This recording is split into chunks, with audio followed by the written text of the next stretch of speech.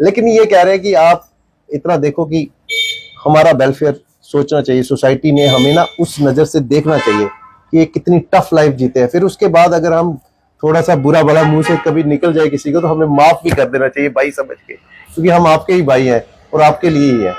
मतलब होता है ना, आप समझ लो आपकी कोई मास्टर आपके साथ गुस्सा कर रहा है ना बच्चे पे, वो क्या होता है, आप माफ कर दो उसको। डॉक्टर आपको हॉस्पिटल में बुरा भला कर रहा है ड्यूटी पे, आप बोलोगे नहीं नहीं फ्रस्ट्रेट हो गया मरीज चेक करके। ऐसे ही आप हमारे पे भी दया करो, हमें भी यही समझा करो कि भाई पुलिस वाला 24 घंटे की ड्यूटी दे दे के ये फ्रस्ट्रेट हो गया है। इसकी भी एक लाइफ थी।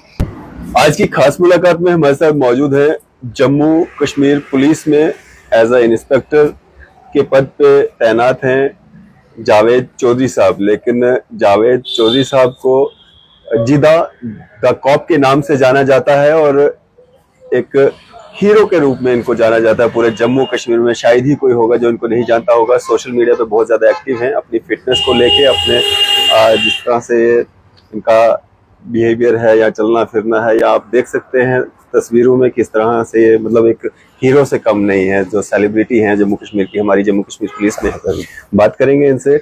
जब साहब सबसे पहले शुक्रिया हमें समय देने के लिए। कैसी बात है भाई, जब आज मैं छुट्टी पे था तो किसी खास मतलब फैमिली फ्रेंड्स हैं उनके घर में फंक्शन है, तो 2 छुट्टियां रखी है, तो मैं घर पे ही था तो आपका कॉल आया। मैंने कहा मैं कौन सा वैसे इतना बड़ा कोई मतलब इंटरव्यू देने के लायक नहीं हूँ, लेकिन फिर भी यूथ को अपनी तरफ अट्रैक्ट करता हूँ मैं फिटनेस की वजह से, थोड़ा लाइफस्टाइल की वजह से।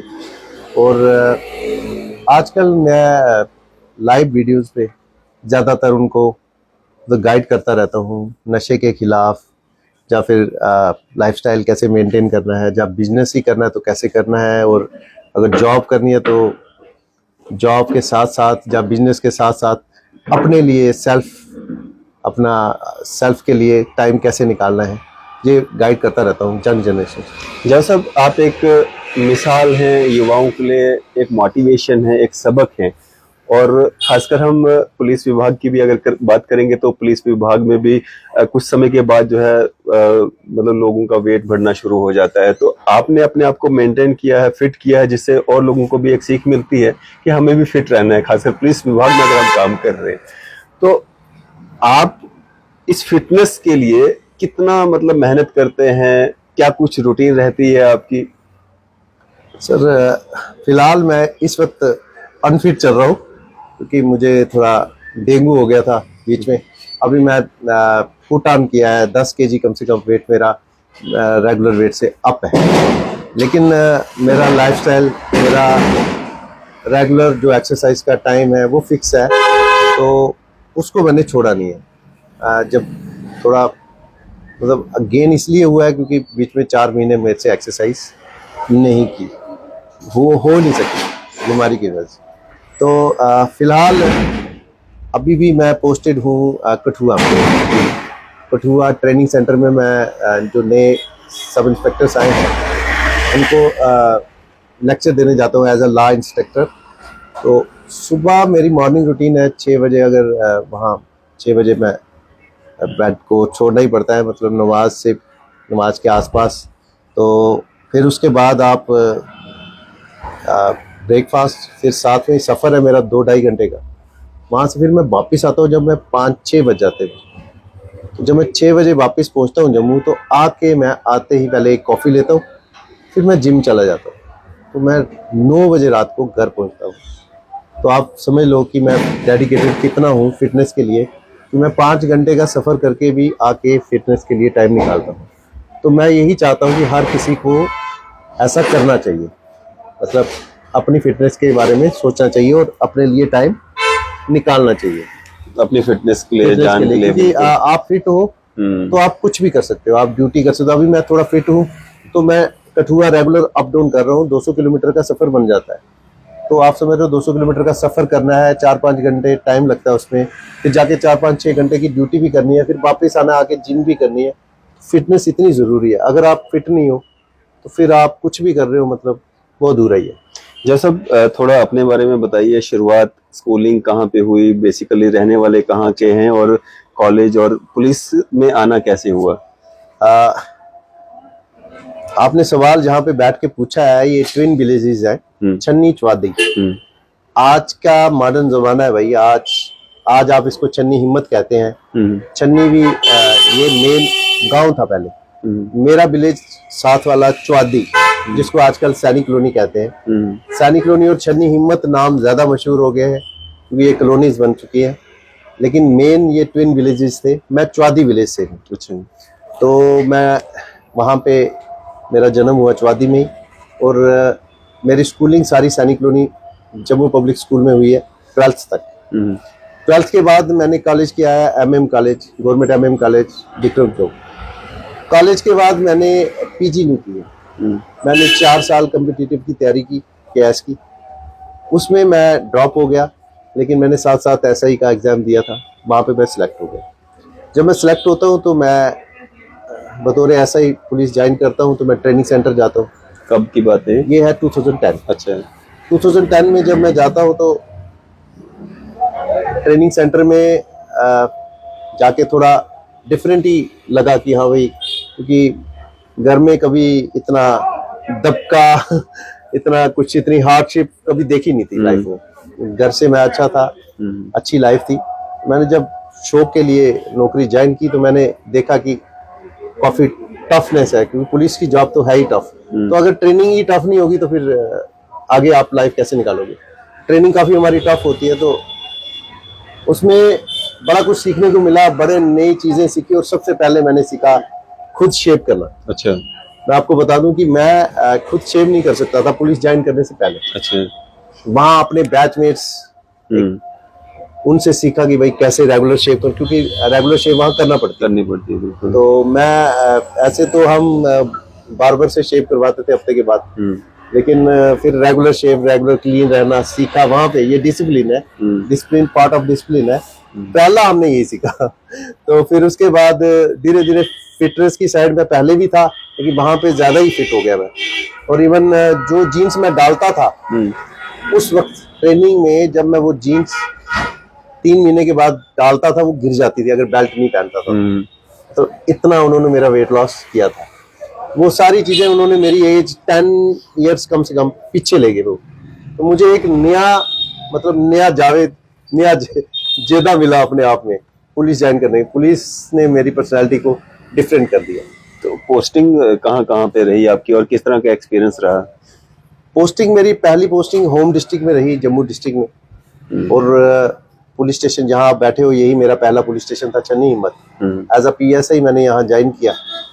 तो मेरा लोकल इलाका था और यहाँ मुझे नॉलेज ज़्यादा थी इसके बारे में, कहाँ क्या हो रहा है कैसे, वो मेरी हेल्प हो गई थोड़ी।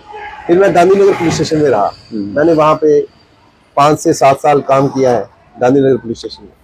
मैंने ज़्यादा SHOs के साथ काम किया है। इंडिपेंडेंट चार्ज पे मैं सिर्फ एक गुज्जर नगर रहा हूँ और एक बेली चराना में रहा। थोड़ी देर में सैनिक कॉलोनी चौकी अफसर भी रहा। तो SOG जम्मू में रहा हूँ मैं। वहाँ पे मैंने नशे के खिलाफ बहुत काम किया है। मैंने कम से कम 3600 kg नशा अभी तक पकड़ा है। 3600 kg? जी 36 क्विंटल। तो मैंने उसमें चिट्टा भी पकड़ा है, उसमें मैंने चरस भी पकड़ी है, उसमें फुक्की भी पकड़ी है। लेकिन बात वही है कि जो हमारी ड्यूटी है हम करते हैं। जो संसार के लिए, जो सोसाइटी के लिए हम कर सकते थे, हमने बहुत कोशिश की है। उसके बाद यहाँ से मेरी पोस्टिंग होगी उधमपुर थाने में। तो उधमपुर आउट ऑफ डिस्ट्रिक्ट वहाँ चला गया मैं। जब तो मैं वहाँ पे जाके भी कोई 10 महीने रहा। फिर मैं वापिस आया हूँ तो मुझे लगा दिया इन्होंने सांबा डिस्ट्रिक्ट में। सांबा डिस्ट्रिक्ट में मैंने बीजेपुर पुलिस स्टेशन में रहा हूँ मैं। उसके बाद मैंने एक कोर्स किया बम स्क्वाड का, जो बम डिफ्यूज करते हैं। फिर वहाँ पे मैं पुणे में जाके कोर्स किया। आके मैं वहाँ पे BDS टीम में लग गया, यहाँ पे बतौर इंचार्ज PCR जम्मू में। मैं 2 साल वहाँ पे रहा। फिर उसके बाद मैं इंस्पेक्टर बना। इंस्पेक्टर बन के मैं सिक्योरिटी में आ गया। अभी भी मैं सिक्योरिटी में ही हूँ, लेकिन मैं अटैच्ड हूँ कठुआ में, वो नए सब इंस्पेक्टर्स को लेक्चर देने जाता हूँ, लॉ इंस्ट्रक्टर। फैमिली चाहती थी कि आप बेल्ट फोर्स ज्वाइन करें? देखो, फैमिली चाहती थी कि मेरे पापा हमेशा चाहते थे कि बेटा हमारे पास सब कुछ है, तो आप अपना नाम बनाओ। मेरे दादू भी जो रुस्तम जम्मू कश्मीर थे अपने टाइम, अच्छा। मतलब सबसे बड़े रेसलर थे अपने टाइम के। महाराजा हरि सिंह के दरबार के पहलवान थे। 1937 टू 47 वो रुस्तम रहे, मतलब वो चैंप रहे जम्मू कश्मीर में। उस वक्त जम्मू कश्मीर अलग कंट्री थी। जम्मू कश्मीर में लाहौर से, पंजाब से कोई भी पहलवान आता था तो वो उन्हीं के साथ वाउट करता था और वो उनको हराते थे। तो 10 साल तक उन्होंने जीतने नहीं दिया किसी को। 37 टू 47 हाजी फकरुद्दीन उनका नाम है। तो वैसा ही हम सोचते थे, दादाजी हमारे साथ ही रहते थे, तो हम हमेशा चाहते थे कि भाई जैसे दादाजी का नाम है हमारा भी बने, क्योंकि पूरी बिरादरी और पूरा जम्मू, इवन कश्मीर में कुछ लोग, वो सब उनको अभी तक मतलब याद करते हैं।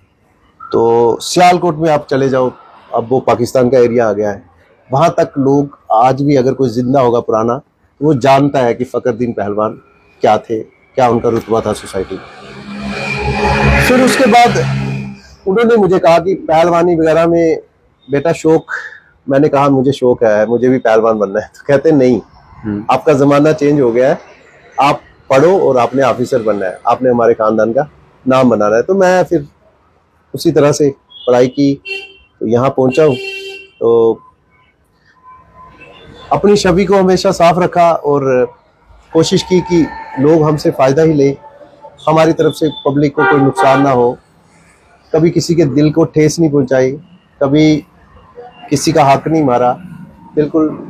बाकी अपनी तारीफ मैं करना नहीं चाहता, लेकिन आप लोगों से पूछ सकते हो कि कैसा हूं मैं चौकी अफसर भी रहा, मैं थानों में भी रहा, लेकिन नाजायज़ कभी किसी से, मेरे से खुदा ने बड़ा अच्छा मेरे पे नज़र है खुदा की, मेरे हाथों किसी के साथ बुरा नहीं हुआ। जब सब जिदा द कॉप, ये नाम किसने दिया आपको? जेदा द कॉप, जेदा द कॉप, जेदा जो है वो, मैं जावेद मेरा नाम है, तो दादाजी मुझे शुरू से जेदा बुलाते थे, और निकनेम उन्होंने प्यार से दे उन्होंने दिया, जावेद से जेदा कर दिया। तो पूरा मोहल्ला, पूरी बिरादरी, और उसके बाद हमारे आसपास जो लोग रहते हैं, हमारे डोगरा कल्चर के लोग हैं, राजपूत है, ब्राह्मण है, और हमारी जहाँ मैं बैठा हूँ इस वक्त छन्नी में, इस विलेज, आप छन्नी कॉलोनी की बात नहीं कर रहा मैं, हिम्मत की, मैं विलेज की बात कर रहा हूँ, जो ये जैसे इस बरिस्ता के पीछे भी घर है, पूरा राजपूतों का मोहल्ला है। चाड़क, मुझे हमें सब पता है ना, नॉलेज है एक दूसरे की, ये चाड़कों का मोहल्ला। आप इनको पूछना किसी को कि वो जावेद, वो बोलेंगे जेदा भाई, मतलब मुझे सब यहाँ लोकेलिटी में जेदा के नाम से जानते हैं। तो जब मैं कॉप बन गया तो फिर मैं इंस्टाग्राम पे फोटो वगैरह फेसबुक पे चढ़ाता था, तो फेमस होने लगा, लोग मुझे लाइक करने लगे, थोड़ा नेचर वाइज भी, और थोड़ा पिक्स वगैरह देख के कुछ लोग मुझे मिले भी नहीं है तो मुझे लाइक करने लगे। वहां पे फिर मैंने इंस्टाग्राम हैंडल का नाम चेंज करके कॉप में था ही ज्यादा कॉप कर दिया, तो उससे ज्यादा फेमस हो गया, यही नाम। सोशल मीडिया पे आप सेंसेशन की तरह मतलब छाए रहते हो हमेशा, कौन कौन से प्लेटफॉर्म पे? फेसबुक, इंस्टा, यूट्यूब, हर जगह? हाँ जी, यूट्यूब पे भी हूँ मैं, ट्विटर पे नहीं हूँ, लेकिन मतलब ना के बराबर, ज्यादा मैं इंस्टाग्राम पे हूँ। इंस्टाग्राम पे ज्यादा है? हाँ जी। तो ये कब शौक पड़ा आपको कि मैं इंस्टा पे, मतलब? कुछ नहीं जनाब, मैं गांधीनगर पुलिस स्टेशन में था, जब भी टाइम मिलता था तो वहाँ कैफेज में, गर्मी लगती थी ना, तो जैसे बरिस्ता है, सीसीडी है, तो सीसीडी में जाके बहु प्लाजा बैठता था, वहाँ बैठना, तो वहाँ बैठे तो हर आदमी को शौक होता है फोटो खींचना और चढ़ा देना। उस वक्त रील्स भी नहीं थी, फोटो पे लाइक्स वगैरह आ जाते थे, लोग मुझे पसंद करते थे। कुछ जो ट्रू फ्रेंड्स थे पुराने, उनको मेरे फोटो नजर आए तो उन्होंने कहा यार तू पुलिस में आ गया, मतलब उनको पता भी नहीं था कि मैं पुलिस में। अब कोई रामबन में MM कॉलेज से पढ़ता था, रामबन में रहता है, उसने मेरे पिक्स ही देखे तो उनको पता लगा कि ये पुलिस में आ गया है, क्योंकि कॉलेज के 5 साल के बाद मैं पुलिस ज्वाइन की, 5 साल बीच में गैप है। तो बड़ा अच्छा लगता है, मतलब अभी भी इंस्टाग्राम पे 1-2 लोग मुझे मिले हैं जो पुराने यहाँ पे मैसेज किया, फिर मैं उनको मिलने गया जो मेरे कॉलेज के क्लासमेट्स थे। तो इंस्टाग्राम या सोशल मीडिया बुरा नहीं है, मैं आपको कहूँगा कि आज की जो रोज़मर्रा की ज़िंदगी है, बिना सोशल मीडिया के हो ही नहीं सकता पॉसिबल। क्योंकि आज आप देखें कि जब भी हम सोशल मीडिया ओपन करते हैं, अगर कोई एक्सीडेंट हुआ हो तो वहाँ क्या पता भाईजान या कोली भाई है जहाँ वो दूसरे आमिर भाई कोई ना कोई सामने आ जाएंगे और कहेंगे कि भाई ये एक्सीडेंट हो गया यहाँ पे, ये 3 अफराद हैं, इनको ज्यादा चोट आ गई है या क्या हुआ है, वो सारा हमें कैसे पता लग रहा है? आप टीवी के सामने तो हम होते नहीं, टीवी के सामने तो हम जो मैं टीवी देखे हुए जमाना हो गया, तो सबको ऐसे ही है, तो सारा इस फोन के अंदर है। तो सोशल मीडिया ने आसान कर दिया, इंफॉर्मेशन 1 मिनट में मिल जाती है। इसका नुकसान ये है कि नुकसान भी है, नुकसान ये है कि जैसे हम यहाँ बैठे हैं, अब इस पे इतनी पहचान बन चुकी है कि अगर एंटी सोशल एलिमेंट या एंटी नेशनल कोई होगा, वो यहाँ से निकलेगा तो उसको दिख जाएगा ये जदादा कॉप बैठा है। इसके ये भी है, लेकिन आपकी प्राइवेसी इसमें डिस्टर्ब हो जाती है।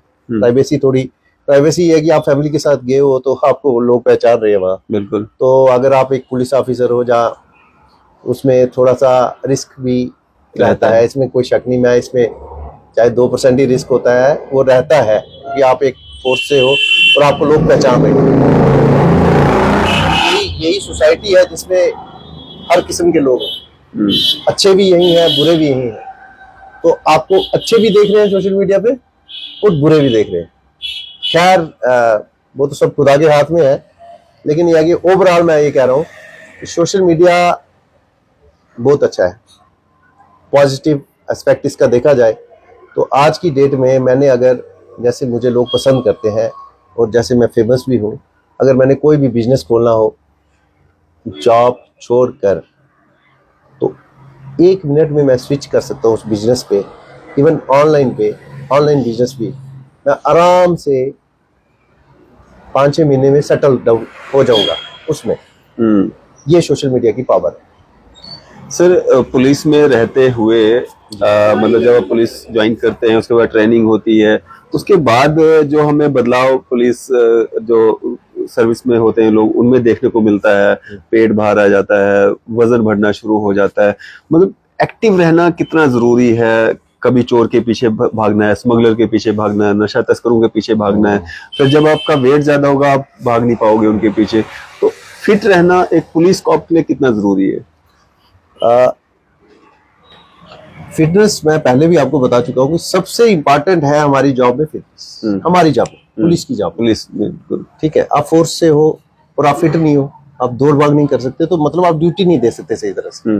आप ड्यूटी को अंजाम नहीं दे पा रहे, मतलब आप न्याय नहीं कर पा रहे, अपने आप के साथ भी न्याय नहीं कर रहे। मतलब ये है, फिटनेस सबसे अव्वल नंबर पे होनी चाहिए हमारी। लेकिन मसला भाई एक और है, हमारे पास टाइम नहीं है। हम 24 आवर्स के मुलाजिम हैं, ठीक है। आप थाने की पुलिस किसको कहते हैं? पुलिस वही है, आज मैं वहां से आउट हूँ, मैं कुछ और काम कर रहा हूँ, लेकिन मेन पुलिस का काम क्या है? लॉ एंड ऑर्डर को कंट्रोल करना और क्राइम को कंट्रोल करना। तो वो है थाना पुलिस। सबसे पुलिस है ही थाना है, थाने वाली पुलिस ही असली पुलिस है, बाकी सब उसके सब्स्टिट्यूट है। बिल्कुल ठीक है, बिल्कुल। हम लोग सब्स्टिट्यूट है। मैं सिक्योरिटी में हूँ, वो सब्स्टिट्यूट है। हमारी ड्यूटी होती है फिक्स, ये इधर गए, मंत्री आए, अपना किया काम है, बहुत इंपॉर्टेंट, लेकिन और तरह की है। लेकिन जो थाना की ड्यूटी है, थाना पुलिस की ड्यूटी 24 आवर्स की है। आप घर नहीं जा सकते, घर नहीं जाओगे तो आप खाना प्रॉपर नहीं खाओगे, न्यूट्रिशन प्रॉपर आपका हो नहीं रहा, टाइम आपको मिल नहीं रहा। जैसे एक SHO ही है, SHO एक है तो काम पूरे शहर का उसके पास, जो उसके पास एरिया है, वो 24 घंटे, 12 बजे आग लगेगी वही उठ के जाएगा, 2 बजे आग लगेगी वही उठ के जाएगा। कुछ भी हो जाएगा एरिया में, सबसे पहले फर्स्ट रेस्पोंडेंट पुलिस है। बिल्कुल। चाहे वो पानी किसी का नहीं आया होगा, चाहे किसी का ट्रांसफार्मर उड़ गया होगा, बत्ती नहीं आई है, तो उसके लिए भी वो क्या करेंगे? प्रोटेस्ट करेंगे। तो काम सबसे पहले कौन जाएगा वहां? पुलिस। सड़क को खुलाने कौन जाएगा? प्रोटेस्ट लोग करते हैं, सड़क जाम कर देंगे, तो कौन जाएगा? पुलिस। गलती जेई की है, काम कौन कर रहा है? पुलिस कर रही है। समझ गए आप? ये सारा है। हमारा बड़ा मल्टीफेरियस और ये मल्टी डायमेंशनल कहूंगा मैं, मल्टी डायमेंशनल हमारा काम है पुलिस का। तो ये सारे रोल हमें निभाना पड़ते हैं। हम मौके पे हम डॉक्टर भी होते हैं, मौके पे हम जेई भी बन जाते हैं, मौके पे हम जो सिविलियन काम करते हैं ना, हम मास्टर का काम तो अभी कर रहा हूँ, मैं पढ़ा रहा हूँ जाके। बिल्कुल, अब देख रहे हो। बिल्कुल। तो समझ रहे हो आप कि हम मल्टी डिमेंशनल लोग हैं। जो पुलिस वाले में, एक पुलिस वाले में जो क्वालिटीज होती है वो आपको सिविल मुलाजिमों में नहीं मिलेंगी। मैं ये अपनी तारीफ नहीं कर रहा, लेकिन आप देखो कि एक प्रोफेसर है वो प्रोफेसर का काम ही कर सकता है, एक डॉक्टर है वो डॉक्टर का काम ही करेगा, लेकिन हम लोग हर एक का काम कर रहे हैं। बिल्कुल। आग लगेगी तो फायर का काम है, लेकिन बुझा कौन रहा है? हमारे लोग सबसे पहले पहुंचे तो हम ही उनको बता रहे हैं, पब्लिक को भी ऐसे नहीं, पानी लाओ, ये करो, वो करो। तब जब तक ये फायर की गाड़ी आती है तब से उससे पहले क्या पता हम पहुंचे, बिल्कुल। क्या पता क्या हर बार हम ही पहुंचते थे, मुझे लगता है। तो इस सारा रोल ये निभाते निभाते 24 घंटे की ड्यूटी देते देते आप कैसे सोच सकते हो कि फिटनेस रहेगी? नींद प्रॉपर नहीं है, खाना प्रॉपर नहीं है, टाइम प्रॉपर नहीं है, फैमिली से नहीं मिल सकते, फ्रस्ट्रेशन है। एक बंदा रोज घर जाता है, उसकी आधी फ्रस्ट्रेशन दूर हो जाती है अपनी फैमिली, बच्चों से, अपने माँ बाप से मिलकर। बिल्कुल। जो पुलिस वाला डोडा का है वो जम्मू में लगाया, तो वो जाएगा 2 महीने के बाद अपने घर, 2 दिन के लिए।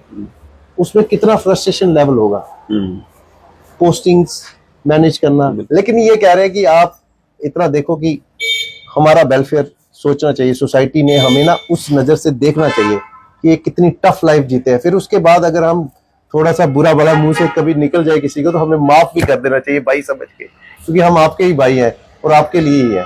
मतलब होता है ना, आप समझ लो आपकी कोई मास्टर आपके साथ गुस्सा कर रहा है ना बच्चे पे, वो क्या होता है, आप माफ कर दो उसको। डॉक्टर आपको हॉस्पिटल में बुरा भला कर रहा है ड्यूटी पे, आप बोलोगे नहीं नहीं फ्रस्ट्रेट हो गया मरीज चेक करके। ऐसे ही आप हमारे पे भी दया करो, हमें भी यही समझा करो कि भाई पुलिस वाला 24 घंटे की ड्यूटी दे दे के फ्रस्ट्रेट हो गया है, इसकी भी एक लाइफ थी। जावेद साहब, अगर हम देख रहे हैं वक्त जिस तरह से बदल रहा है, जिस तरह से सोशल मीडिया या बाकी सारी चीजें तकनीकें जो है बढ़ रही हैं, साथ साथ में नशा जो है उसमें यूथ जो है इन्वॉल्व होता जा रहा है, इसका क्या मेन कारण मानते हैं आप? नशे का? हाँ, नशे का मेन कारण है बच्चे की परवरिश। आप उसके बेस पे चले जाओ, जिसकी परवरिश अच्छी होगी वो नशा कभी नहीं करेगा। माँ बाप बिजी है पैसा कमाने में, आप ये देखो कि लोग कहते थे नहीं नहीं पॉवर्टी ही हर चीज की माँ है। मतलब कोई भी क्राइम सोसाइटी में जुर्म जो भी हो रहा है, तो चोरी हो रही है, मर्डर हो रहा है, ये पैसे के लिए हो रहा है जी, लोग गरीब हैं इसलिए ऐसा कर रहे हैं। नशा तस्कर इसलिए नशा बेच रहे हैं कि उनके पास और कोई सोर्स ऑफ इनकम नहीं है, यही लोग कहते हैं। ऐसा नहीं है। अगर ऐसा होता तो इस जम्मू शहर के टॉप रिच जो लोग हैं, मैं नाम नहीं लेना चाहता, उनके बच्चे नशे में नहीं पड़ते। उनके बच्चे हमारे सामने नशे में पड़े, खराब हुए, कुछ की जान भी चलेगी, ठीक, हमारी आंखों के सामने, हमसे कुछ छुपा नहीं है। तो ये परवरिश पे डिपेंड है, आप बच्चे को कैसे पाल रहे हो, आप स्कूलिंग कैसे करवा रहे हो, आप उसको रात को शाम को घर आके, चाहे आप मुलाजिम हो चाहे आप बिजनेसमैन हो, आप मिल रहे हो या नहीं मिल रहे हो, आपका कनेक्शन कैसा है अपने बच्चे के साथ, और आपके बच्चे का पीयर ग्रुप कौन सा है, क्या आपका बच्चा किसके साथ घूम रहा है, किसके साथ रह रहा है, ट्यूशन पढ़ने किसके साथ जाता है, स्कूल में उसका कौन फ्रेंड है, ये सारा आपको नजर रखना पड़ेगी कम से कम 16 साल की एज तक।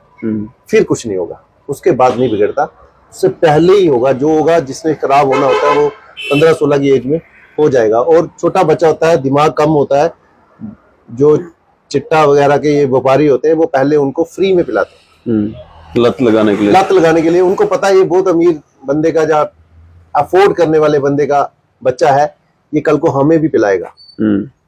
आज इसको 1 पिलाते हैं हम, इनसे अगर 1 ग्राम इसको पिलाएंगे 10 ग्राम ये हमारे लिए लाएगा, इसके पास पैसा है, अंदर भी हो जाएंगे। इसका बाप अगर इसको छुड़ा रहा होगा हमें भी छुड़ाएगा। उस तरह से वो कि वकील भी वही करेगा, मतलब बहुत दूर तक वो सोचते हैं। तो वो क्या करते हैं, एक अच्छे भले परिवार के बच्चे को खराब करने की कोशिश करते हैं। अब बात आ गई नशे की, तो नशा इस वक्त मेरी अपनी बिरादरी में भी बहुत है। हालांकि हमारी बिरादरी का जो काम था वो हम में से रेसलर निकलते थे। आप मेरे गांव की बात करें तो 1947 में इस गांव चौआदी का नाम था पहलवानों की चौआदी। अच्छा। तो कितने रेसलर जम्मू कश्मीर में इधर से निकलते होंगे। मेरे दादाजी बताते थे कि हम 60-70 लोग यहाँ से छिंज वगैरह जो मेला होता है, अखनूर जैसे कहीं छिंज होगी, तो 60-70 लड़के यहाँ चौआदी से निकलते थे, कुश्ती करने के लिए जाते थे। एक ही गांव से 70, और वहां दंगल करके फिर वापस आते थे। मतलब कितना अच्छा कल्चर था। लेकिन अब कल्चर खत्म हो चुका है। अब क्या आप बिरादरी की क्या बात करनी, अब आम सोसाइटी की बात करें तो जैसी सोसाइटी होगी वैसे ही उसके ट्राइबल्स भी बन जाएंगे, वैसे ही उसके जो साथ में रहते हैं वो सारे। अगर इन्होंने शराब पीना शुरू की तो हमारे लोगों ने भी शराब पी है, चिट्टा पीना शुरू किया तो चिट्टा भी पिया है, चिट्टा बेचना शुरू किया तो वो भी चिट्टा बेच रहे हैं, क्योंकि उनको पता है कि दूध बेचेंगे उससे इतना पैसा आ नहीं रहा। कम समय में ज्यादा पैसा अगर कमाना है शॉर्टकट है ना, शॉर्टकट। शॉर्टकट। तो उनको भी लगा कि नहीं यार ये ठीक है, एक पैकेट बेचा तो 5-6 लाख अंदर कर लिया। कौन समझाए उनको कि ये चीजें ठीक नहीं है। बिल्कुल। वही चिट्टा उन्हीं का बच्चा पी रहा है और वही लोग अब मर रहे हैं। आप एक उड़ता पंजाब मूवी देखी होगी आपने, तो उसमें थानेदार जो होता है पुलिस वाला, वो पैसे खाता है चिट्टे के, बाद में उसी का भाई उसी से मरता है ना। बिल्कुल। तो वही हम सबको देखना चाहिए कि अगर पैसा इतना जरूरी नहीं है, सोसाइटी वालों को सोचना चाहिए, हम सबको मतलब हमारी सोसाइटी जो भी है उनको सोचना चाहिए कि भाई पैसा इतना जरूरी नहीं है कि 2 नंबर का पैसा कमाया जाए। आप मेहनत करो, जितना खुदा आपको दे रहा है उससे खा लो रोटी, 2 कम खाओ लेकिन अच्छा रहो, ज्यादा के लालच में मारे जाओ। बिल्कुल। जब सब युवाओं के लिए क्या एक मैसेज रहेगा, क्या एक डाइट चार्ट आप बताना चाहेंगे? कुछ युवा हैं जो ज्यादा दुबले पतले हैं, जो चाहते हैं कि मैं थोड़ा मोटा हो जाऊं, कुछ ज्यादा मोटे हो जाते हैं तो वो चाहते हैं कि हम थोड़ा फिगर हमारी अच्छी बन जाए, हम अच्छे मतलब स्ट्रांग बॉडी हमारी बने। क्या डाइट चार्ट ऐसा रखें कि वो मतलब थोड़ा अपने आप को बना पाए फिट आपकी तरह? मेरी तरह मैं ये कहूंगा कि मैं इस वक्त आपको बता दूं अपनी एज, मैं इस वक्त हूँ 43 ईयर हूँ, 44 में एंटर हूँ, 81 बॉर्न हूँ मैं। ठीक, मैंने कोई नशा नहीं लाइफ में किया। सबसे पहले वो किसी भी लत जो नशा लगा है उनको वो छोड़ दें। जैसे शराब और सिगरेट को लोग क्या समझ रहे हैं आजकल, पता है? किसी का बच्चा अगर शराब और सिगरेट पी रहा है तो वो सो रहे हैं, वो क्या एग्जाम्पल दे रहे हैं, और यार साढ़े वाला शराब पींदा है, चिट्टा होड़ा पिया है। मतलब उनको ये नहीं लग रहा कि इससे भी बंदा मर जाता है। ज्यादा कोई भी चीज ज्यादा हो, तो नशा जिस चीज का लग जाए, जैसे सिगरेट है वो लंग्स खत्म कर देते हैं। बिल्कुल। तो बच्चों को ये छोटे नशे से भी बचना चाहिए, बड़े वाले को तो देखना ही नहीं चाहिए, लेकिन सिगरेट शराब को भी छोड़ देना चाहिए। हमने नहीं पिया। अब फिटनेस की बात आती है तो फिटनेस सारी है डाइट पे, 70% इसमें डाइट काम आती है।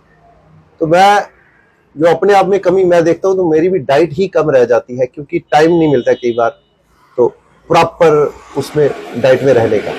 लेकिन अगर आप जिम कर सकते हो तो आपको बच्चों को जिम करवा सकते हो, अगर पैसा इतना है आपके पास आप जिम में भेज दो। अगर नहीं है, पब्लिक पार्क्स है उनमें भेजिए, ओपन जिम्स लगी हैं। गवर्नमेंट ने इतना कुछ दिया है, देखो कोसना नहीं चाहिए। आप ये नहीं कहना कि मैं गवर्नमेंट मुलाजिम हूँ इसलिए गवर्नमेंट की तारीफ कर रहा हूँ, लेकिन सच में मैं जब ओपन जिम्स देखता हूँ मैं खुश हो जाता, दिल खुश हो जाता है, क्योंकि मैं स्पोर्ट्स पर्सन हूँ। मेरा दिल खुश हो जाता है देख के कि बाकी ओपन कितना वो लगा हुआ है, और यूथ आए और वो वहां पे थोड़े बहुत हो सके उनसे। और जिस अगर 20 लड़के हो गए, एक तो बीच में प्रोफेशनल हो ही जाता है, कोई ना कोई मिल जाता है, उससे सीखे सारे कि कैसे करना है, उसको ट्रेनर बना लो। हर मोहल्ले में पार्क्स है, आप कुछ नहीं कर रहे हो, राउंड ही करो पार्क को, गेम्स खेलो, क्रिकेट खेलो, फुटबॉल खेलो, वॉलीबॉल खेलो, जितना आप पैसा खर्च सकते हो उस हिसाब से चलो, लेकिन आप फिटनेस का ध्यान रखो, क्योंकि फिटनेस बहुत जरूरी है सोसाइटी में। जब सब इसके अलावा भी कोई शौक रखते हैं, सिंगिंग का, मॉडलिंग का और कुछ? मॉडलिंग का शौक था मुझे जब मैं 19 साल का था। तो glad rag, mister glad rag India, वो एक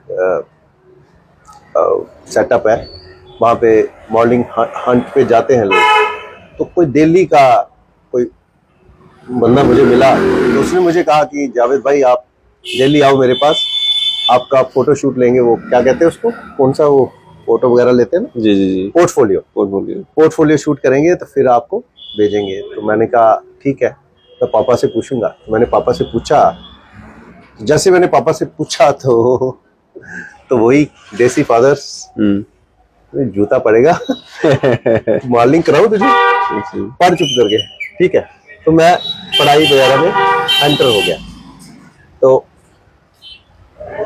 मतलब ये था कि उस वक्त कल्चर नहीं था, नहीं तो मैं जाता जरूर अगर मुझे चांस मिलता।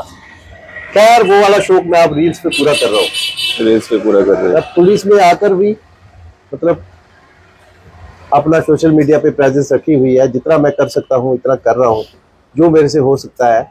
लेकिन इसके साथ साथ मैं यूथ को यही कहूँगा, अगर कोई मॉडलिंग करना चाहे, हमारी सपोर्ट चाहिए तो हम करवाएंगे। हमें किसी ने सपोर्ट नहीं किया, हम आपको करवाएंगे। मॉडलिंग करना बुरी बात नहीं है, सिंगिंग करना बुरी बात नहीं है।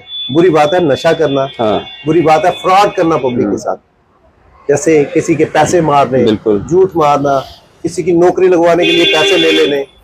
इस तरह के कामों से बचो, मेहनत करो, आगे बढ़ो, बिल्कुल। चलो, प्रोग्रेस करो। शुक्रिया हमारे साथ बातचीत करने के लिए, अपना कीमती समय देने के लिए। ऐसी बात है। शुक्रिया। तो ये थे हमारे साथ जावेद चौधरी साहब, जिनको जीदा डा कॉप के नाम से जाना जाता है और जम्मू कश्मीर पुलिस में इंस्पेक्टर के पद पे तैनात हैं। आपकी इस सब पे क्या राय है? आप अपनी राय जो है जरूर साझा कीजिएगा। इसी तरह की मजीद अपडेट्स के लिए आप देखते रहे न्यूज़ 7 इंडिया।